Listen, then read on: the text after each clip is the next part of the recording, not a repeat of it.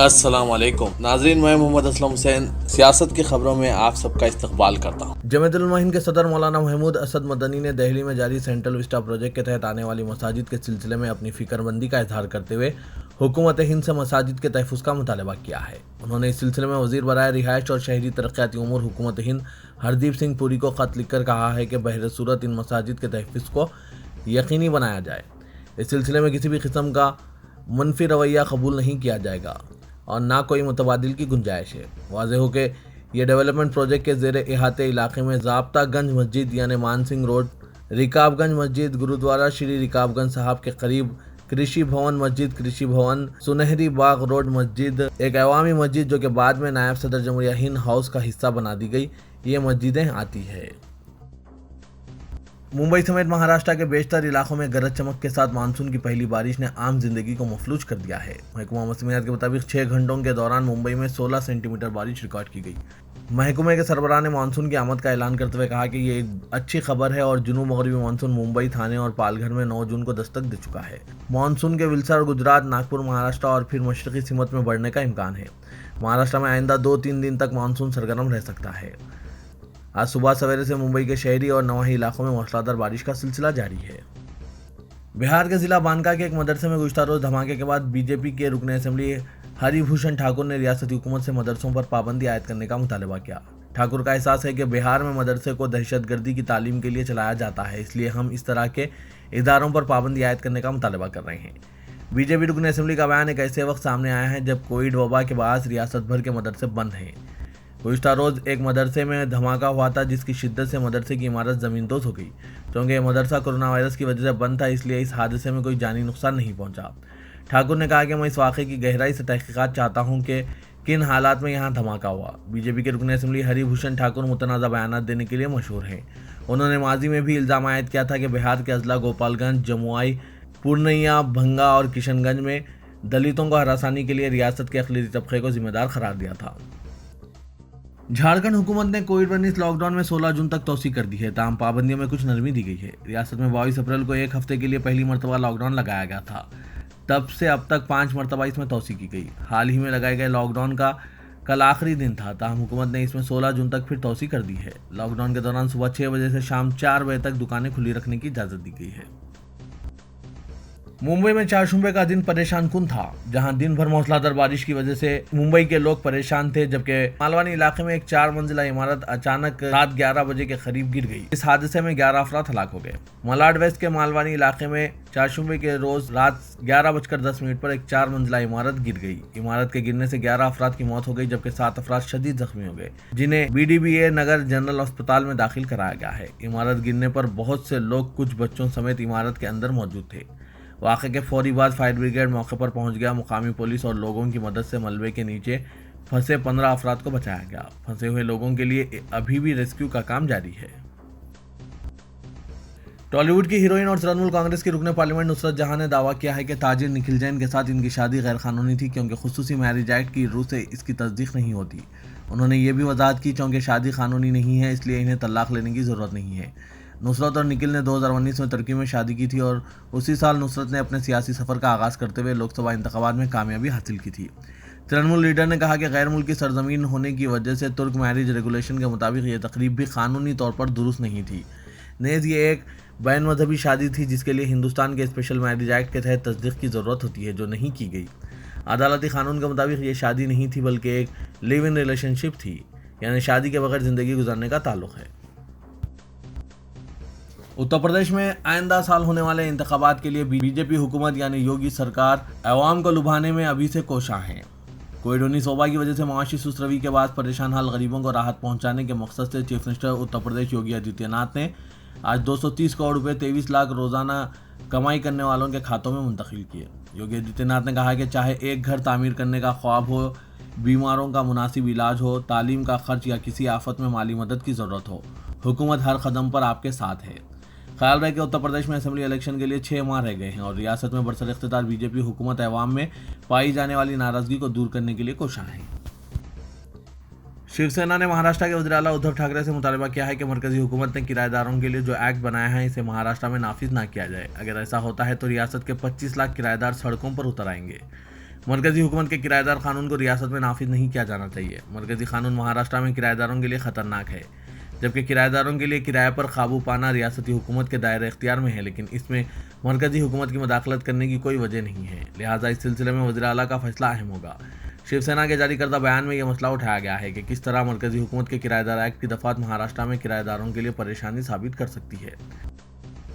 Madras high court ने आज महकमा अफजाइश मवेशियों को हुक्म दिया है कि वो रियासत में आवारा कुत्तों और बिल्लियों की टीका अंदाजी अमल में लाए। चीफ जस्टिस एस बनर्जी और जस्टिस एस रामामूर्ति पर मुश्तमिल फर्स्ट बेंच ने कहा कि महकमे को चाहिए कि वो रियासत में आवारा जानवरों के लिए आम इलाज की खातिर मखसूस मनसूबे की तैयारी अमल में लाए, ताकि हस्बे मामूल अय्याम में भी साइंसी और इंसानियत पर मबनी तर्ज अमल इख्तियार किया जा सके। बेंच ने कहा कि आवारा कुत्तों व बिल्लियों को टीका देने के लिए जामे मनसूबा बनाया जाना चाहिए। उनको टीके देना न सिर्फ उनके बल्कि इंसानों के मफाद के लिए बेहतर रहेगा। अदालत ने जानवरों के कास के लिए खिदमत अंजाम देने वाले सरगर्म कारकुन वी शिवा की मुफादनामा की दरख्वास्त पर यह मज़ीद उबूरी अहकाम जारी किए, जिसमें रियासती हुकूमत को यह हिदायत देने की इल्तिजा की गई थी कि वो आवारा जानवरों को ग़िज़ा की फराहमी अमल में लाए जो कोविड वबा के बायस फाका कशी के शिकार हैं। एक मुताले में ये बात सामने आई है कि घर के अंदर अफराद ख़ानदान के दरमियान भी बातचीत के दौरान कोरोना वायरस फैल सकता है, इसलिए इस खतरे से बचने के लिए घर के अंदर भी मास्क का इस्तेमाल करने की हिदायत दी गई है। ये तहकीक इंटरनल मेडिसिन नामी एक जरीदे में शाया की गई है, जिसमें बताया गया है कि कोविड-19 की वजह बनने वाला सारस-CoV-2 नामी वायरस घर के अंदर रहने वालों की आपसी बातचीत के जरिए फैल सकता है। तहकीक कुन्नों का कहना है कि बातचीत के दौरान जो खतरे थूक के जरिए बाहर निकलते हैं वो हवा में कुछ देर के लिए मौजूद रहते हैं और इसकी जद में आने वाला वायरस का शिकार हो सकते हैं।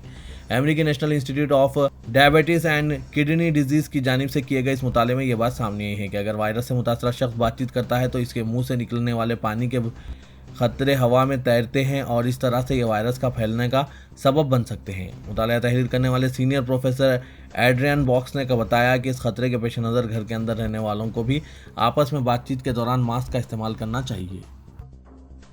यूएई की वजारत लेबर ने खबरदार किया है कि सयाहती वीज़े पर कोई भी इदारा किसी भी गैर मुल्की को मुलाजमत नहीं दे सकता। बयान में कहा गया है कि मुलाजमत की पेशकश करने वाली कंपनियों के हवाले से ये पॉइंट चेक कर लें कि वो सयाहती वीज़ों के बहाने इन्हें मुलाजमत के सब्ज़ बाग तो नहीं दिखा रही है। वजारत लेबर ने खबरदार किया है कि फर्जी कंपनियां सोशल मीडिया पर आज़ाद वीज़ों के नाम पर मुलाजमतें दिलाने का झांसा दे रही है। तेलंगाना के director general police Mahender Reddy ने हाईकोर्ट में अपना जवाबी हलफनामा दाखिल करते हुए वाकिफ करवाया कि लॉकडाउन से अब तक लाखों मुकदमात दर्ज किए गए। 1 अप्रैल तक 7 जून तक पुलिस ने रियासत भर में 8,70,000 मुकदमात दर्ज किए, जिसमें 4 लाख मुकदमात मास्क न लगाने वाले अफराद के खिलाफ है। खिलाफ वर्जी करने वाले केसेस के जरिए 3,754 का जुर्माना भी आयद किया गया है। महेंदर रेड्डी ने अदालत को वाकिफ कराया कि कोविड-19 के कानून के तहत समाजी फासला न रखने पर 48,643 मुकदमात दर्ज किए गए हैं। उन्होंने अदालत को बताया कि लॉकडाउन पर सख्ती से अमलावरी का सिलसिला हनूज जारी है और पुलिस खिलाफ वर्जी करने वालों पर सख्त कार्रवाई करते हुए मुकदमात दर्ज कर रही है। रियासत में हुकूमत ने इंटरमीडिएट सेकेंड ईयर इम्तिहानात को मनसूख करने का ऐलान किया है। वज़ीर तालीम सबीरा इंद्रा रेड्डी ने 4 शुमे की शाम ओहदेदारों के साथ जायजा इजलास मुनक़िद किया, जिसके बाद कोरोना की सूरत हाल के पेश नज़र इम्तिहानात मनसूख करने का ऐलान किया। उन्होंने कहा कि तलबा की सेहत के तहफ़्फ़ुज़ के पेश नज़र हुकूमत ने यह फैसला किया है। सबिता इंद्रा रेड्डी ने कहा कि फर्स्ट ईयर के निशानात की बुनियाद पर नताइज का ऐलान किया जाएगा। सबिता इंद्रा रेड्डी ने बताया कि सेकेंड ईयर के नताइज के सिलसिले में बहुत जल्द तरीक़ेकार को तय किया जाएगा। ऐसे तलबा जो इम्तिहानात लिखने के ख्वाहिशमंद हैं, इनके लिए कोरोना की सूरत हाल में बेहतरी के बाद गौर किया जाएगा। तेलंगाना के वजीर फाइनेंस हरीश राव और चीफ सेक्रेटरी सोमेश कुमार ने रियासत में जारी टीका अंदाजी मुहिम के ज़िमन में आला सतह का एक इजलास मुनक़िद किया। वजीर फाइनेंस ने ग्रेटर हैदराबाद, ग्रेटर वारंगल और दीगर अर्बन लोकल बॉडीज़ के इलाकों में हाई रिस्क दर्जे के बाकी 6 लाख अफराद की टीका अंदाजी आइंदा 4 दिनों में मुकम्मल करने की हिदायत दी है। हुकूमत ने आवाम से ज़्यादा रहने वाले मुख्तलिफ शोबों की निशानदही की है ताकि टीका अंदाजी के जरिए कोरोना के फैलाव को रोका जा सके।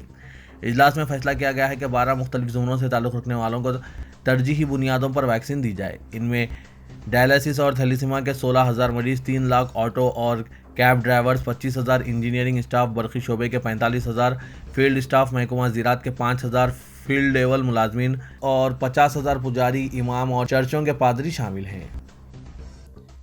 वाइस शर्मिला ने साबिक रियासती वजीर एटला राजेंद्र को वाईएसआर तेलंगाना पार्टी में शामिल होने की दावत दी है और कहा है कि एटला राजेंद्र मुकदमात से डर कर बीजेपी में शामिल हो रहे हैं। उन्होंने तंज़िया रिमार्क्स करते हुए कहा कि जिस तरह टीआरएस से अलहदा होने पर मुकदमात दर्ज करना आम बात है, इसी तरह मुकदमात से डर कर बीजेपी में शामिल होना भी आम बात है। लोटस पॉन्ड में रियासत के 33 अजला के पार्टी कायदीन के इजलास से खिताब करते हुए शर्मिला ने कहा कि एटला राजेंद्र से अभी तक कोई बातचीत नहीं हुई। अगर वाईएसआर तेलंगाना पार्टी में शामिल होते हैं तो इनका खैर मकदम किया जाएगा। انہوں نے کہا کہ ان کے والد سابق چیف منسٹر راجشیکھر ریڈی کے نام پر پارٹی رہے گی۔ انہوں نے پارٹی نشان ٹیبل کی تشہیر کی تردید کی۔ انہوں نے کہا کہ انتخابی نشان کے انتخاب پر کوئی تبادلہ خیال نہیں ہوا اور نہ ہی کوئی فیصلہ کیا گیا ہے۔ شرمیلا نے کہا کہ عوام کی رائے حاصل کرنے کے بعد ہی پارٹی کے ضابطہ اصول تیار کیے جائیں گے۔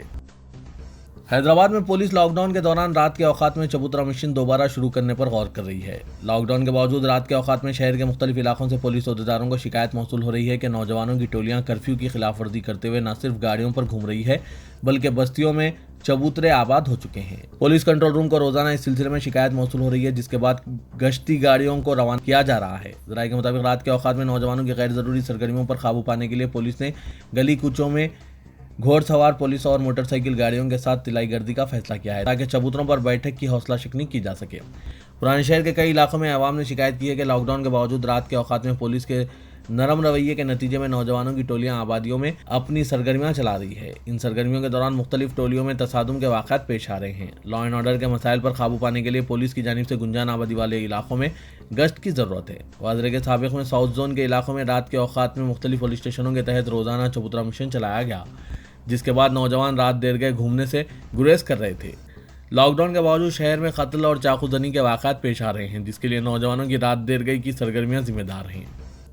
چند دن قبل مغل پورہ پولیس اسٹیشن کے حدود میں ایک برقع پوش خاتون کو پپو نامی شخص کے ساتھ دیکھ کر اعتراض کرنے پر مغل پورہ پولیس نے محمد شریف ساکن وٹے پلی اور محمد غوث ساکن بھوانی نگر کے خلاف سنگین دفعات کے تحت مقدمات درج کر کے انہیں گرفتار کر لیا تھا۔ بتایا گیا ہے کہ نوجوانوں کی جانب سے اعتراض پر ان کے درمیان جھگڑا ہوا تھا، جس کے بعد شکایت کنندوں نے میڈیا کو بتایا تھا کہ پولیس نے اس سے زبردستی درخواست وصول کی ہے، جبکہ وہ مقدمہ درج کروانا نہیں چاہتے تھے۔ نوجوانوں کے خلاف سنگین دفعات کے تحت مقدمہ درج کرنے پر مقامی عوام میں شدید برہمی پائی جا رہی تھی، جس کے بعد ایک مقامی شخص نے مجلس کے رکن اسمبلی کو فون کرتے ہوئے تمام تفصیلات سے آگاہ کیا تھا، لیکن مجلس کے رکن اسمبلی نے انسپکٹر پولیس کی طرفداری کرتے ہوئے لوگوں کو حیرت میں ڈال دیا تھا۔ لیکن آج ہند مجلس اتحاد المسلمین کے صدر اور رکن پارلیمنٹ حیدرآباد اسد الدین اویسی نے نوجوانوں کی ضمانت کو یقینی بنانے کی ہدایت جاری کی، جس کے بعد صدر مجلس کی سرپرستی میں ممتاز احمد خان رکن اسمبلی کی نگرانی میں وہاں کی کارپوریٹر نے نوجوانوں کی ضمانت کو یقینی بنایا، جس کے بعد ان کی رہائی عمل میں آئی۔ بتایا جا رہا ہے کہ ممتاز احمد خان کے کال ریکارڈ سوشل میڈیا پر وائرل ہونے کے بعد یہ ارادہ کیا گیا کہ نوجوانوں کو مجلس کی جانب سے چھڑایا جائے۔